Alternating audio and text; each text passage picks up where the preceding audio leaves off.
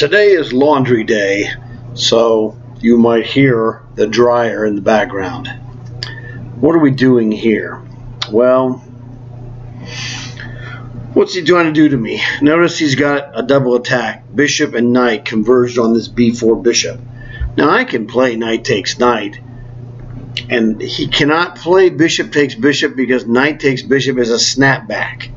I capture and then capture again, escaping from being captured. So knight takes knight. He probably needs to play pawn takes knight. And then we could play bishop takes bishop. This doesn't look really very convincing, to say the least. Knight takes knight, pawn takes knight, bishop takes bishop, queen takes bishop. Seems perfectly fine, but I don't like this. Now I could play bishop takes bishop first. He could play knight takes knight, queen takes knight, check, and then, well, I'm sorry, no, he can't. Bishop takes bishop is check. So queen takes or rook takes.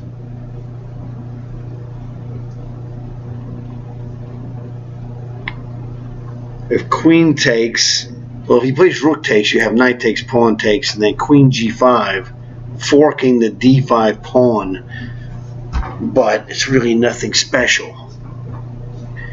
Knight takes knight, pawn takes knight. That's the question. What is going on?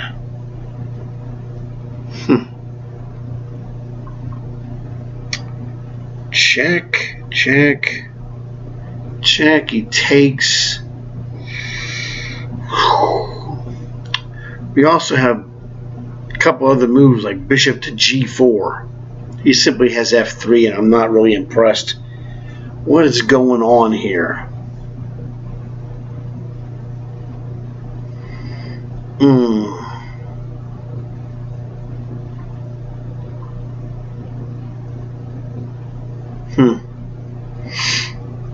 Another idea is trying to move this knight to g4, but it's really nothing spectacular. Take, pawn takes. What do we do with pawn takes? What if bishop g4, f3, knight takes knight?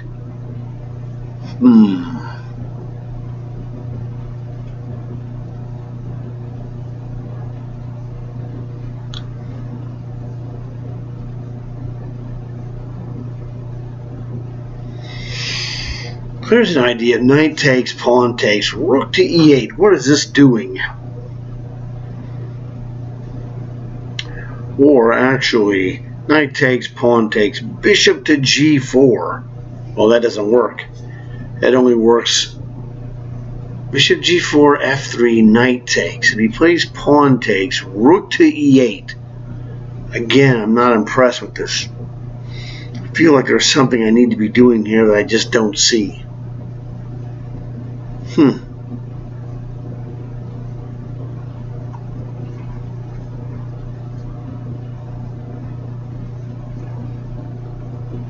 Knight takes, pawn takes, bishop takes, or bishop to c5.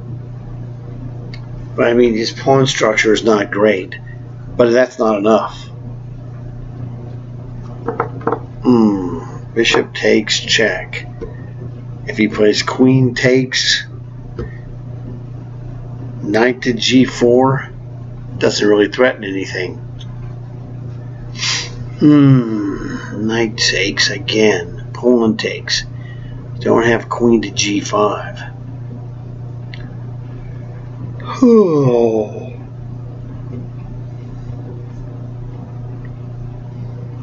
I swear. What is going on here? Bishop to, I don't know, man.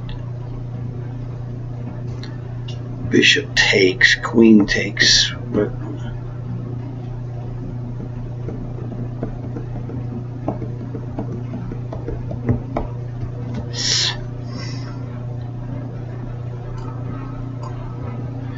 That is the right move. This is my spidey senses. I just do not know what is actually going on here. I don't even have a real counter threat other than rook to e8. What are you going to do? Queen to f3? I guess the main problem... Oh, man, this is looking ugly. Rook to e8. There's a back rank attack. Queen f3, for example. Bishop takes. King takes. Queen g5. Son of a freaking gun. Bishop takes. If he plays rook takes, we get check. Rook goes back. Queen g5 check again. This dude was very hard.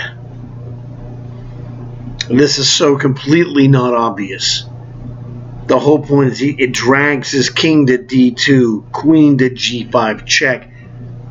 Oh, that's just nasty. He loses material, so he goes rook here, rook takes, rook checks, rook goes back, queen checks. Again, he's getting annihilated. So really, he has to play rook takes, rook checks, and queen to d1. Oh man, this was really, really a pain. Okay, what are you going to do, Bobby Fischer? My gut reaction is to play king e2. Now his queen is under attack. He needs to check me. But if he checks me on c4, gazinga. Well, maybe not. Oh, yeah. I actually mouse slipped it, but it was the move I was thinking is the correct move. Clearly, rook can't move. I can move the queen. And actually, that is winning. He can't not trade it. He could not afford. I realized he could not afford queen takes pawn. Well, I lose to the rook. The point is I'm threatening to check him. Rook to d7 check. King to g6, and then rook comes up to g1. It's just super nastiness, man. This endgame is completely lost. But this is where your spidey senses, over time, I developed spidey senses. And it's like, yay. This is the move. Rook to d1, it doesn't look right. Queen to e3 is the crusher. Rook to d1, double question mark. As my dad's rule says, find the blunder, rook to d1, double question mark, and then don't play it, because queen to e3 check is a epaulette mate. Know your checkmates. So queen e3 check is an epaulette checkmate, which is not happened. So my spidey senses were on it like this, and I was correct. And then simply the queen to d3 is just the absolute crusher. The best he could do is maybe queen to a2, you know, instead of trading queens. But I'm just going to take it, and there's nothing he could do about it. Oh, okay.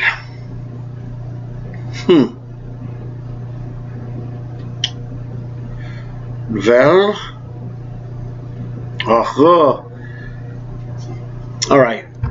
This is one of those things. There's a positional element here you have to understand, and this is a perfect problem to explain it to you. So take a look. Give yourself 2 to 5 minutes. See if you can figure out what white should do, and I'll be back in 3, 2, 1. The answer is, it's a simple problem. When a pawn is on c3 for white or c6 for black, you get this queen check option. And what happens when we queen check is that it double attacks the king and the whatever piece is on e4, not the knight, because there's a bishop here. If we check him, he plays knight d7, and we can play bishop takes. It's all the same. I can play bishop takes, queen checks, and it's game over. There's nothing he could do. There's just a double attack. We exchanged off on e4, and going from now, before I capture the bishop, here this knight is what I call semi-loose. It's protected by one and only one piece. So when we exchange it, the bishop is completely loose and vulnerable to double attacks like queen to a4 check. But this all is possible because of the c3 pawn. So this is a super important byproduct of playing c3 for white, or in black's case, c6.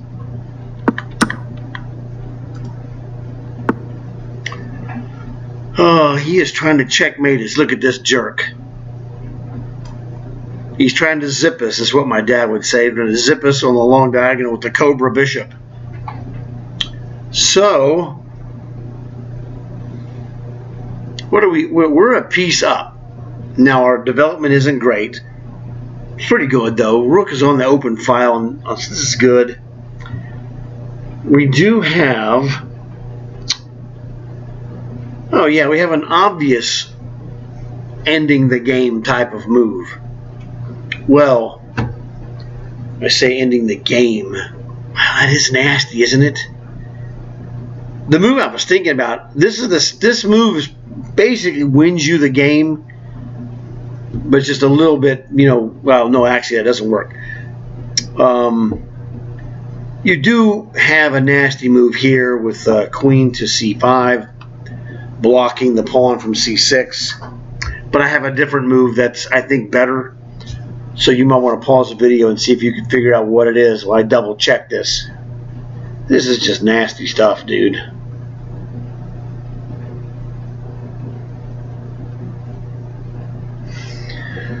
Yes, give this a look. I mean, you're not going to find this most likely. This is a super advanced concept.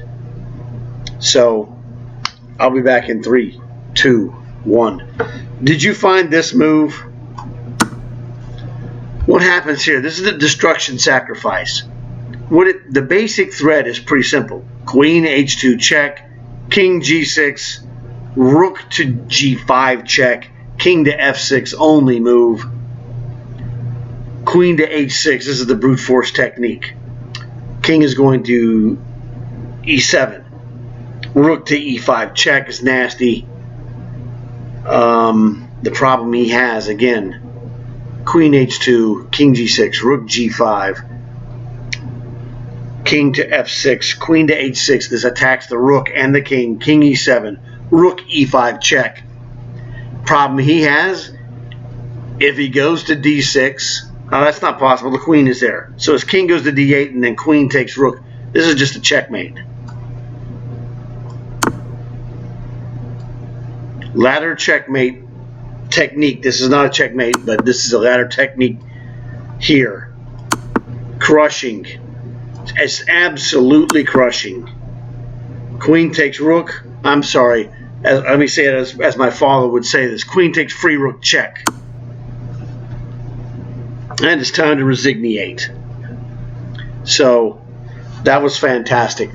And like I said, I spotted this and was like, oh, geez, dude, this is nasty.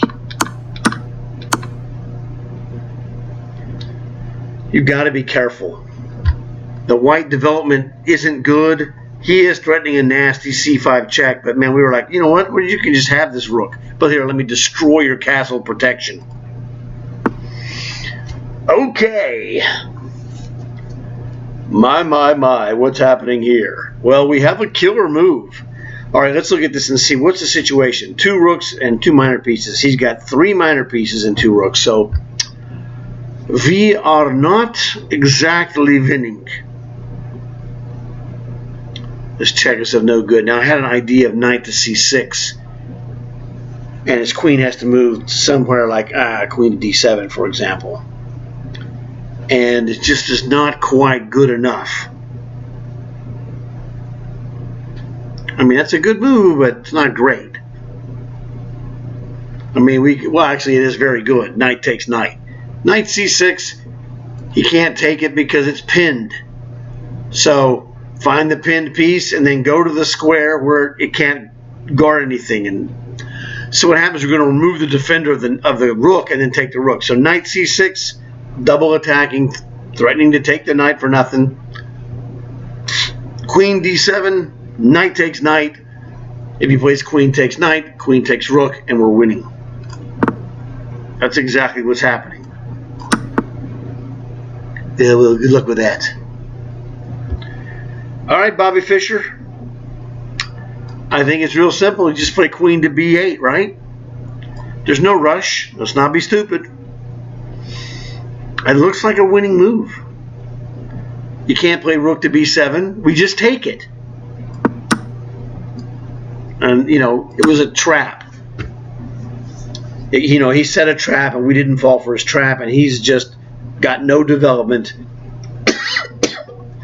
His pieces are in rancid shape. I mean, he's going to have to play like queen, bishop to a5. Here, white is clearly winning an exchange up with two connected passers with one rook behind him already. You can kiss it goodbye, brother. This is not going to be hard to win. He needs a castle, knight g5, but it's not gimme in any way. Bishop to c7 is a nasty move.